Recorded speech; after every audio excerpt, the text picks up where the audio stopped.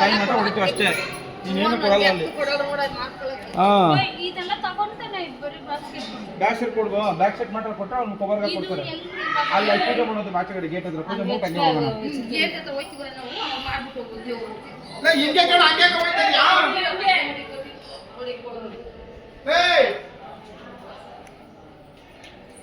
ಅವ್ನು ಕರಿಯೋಣ ಇಲ್ಲ ಹೆಂಗ ಹೋಗ್ಬಿಡವ್ರೆ.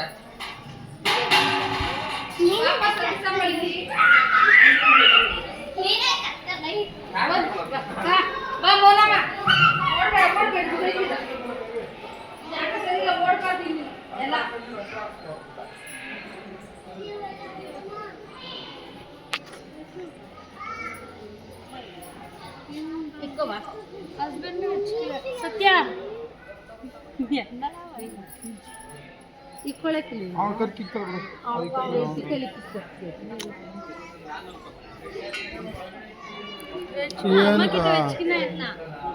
ಅವ್ರು ಬಿಡ್ತಾರೆ.